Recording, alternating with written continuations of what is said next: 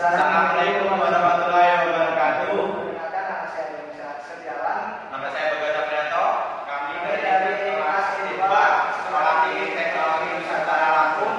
Kami di sini akan membahas tentang pengembangan sistem teknologi informasi metode SDLC. Pengembangan sistem teknologi informasi metode SDLC.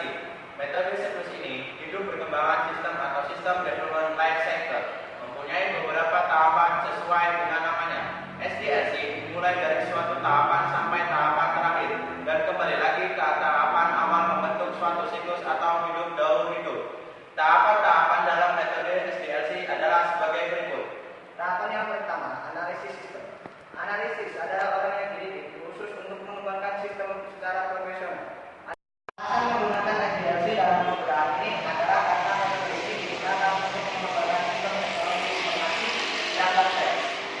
Tahapan di analisis sistem terdiri dari kegiatan-kegiatan sebagai berikut. Yang pertama, studi pendahuluan. Kedua, studi kelayakan. Ketiga, mengidentifikasi permasalahan dan kebutuhan informasi pemakai. Dan yang terakhir yaitu adalah menganalisis hasil penelitian. Yang kedua, perancangan sistem.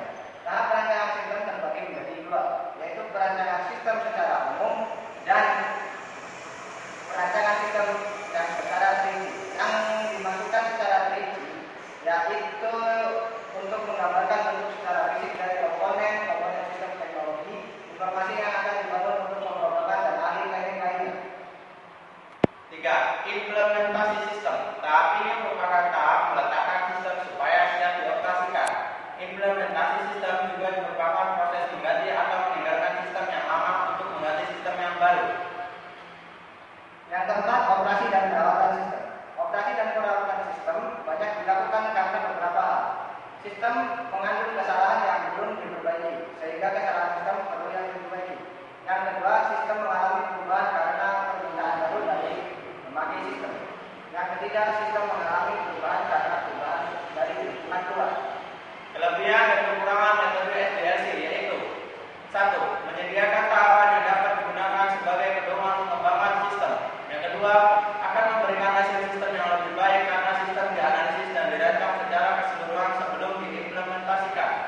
Kekurangan dari sistem SDLC ini yang pertama, hasil dari SDLC tergantung pada hasil analisis, sehingga jika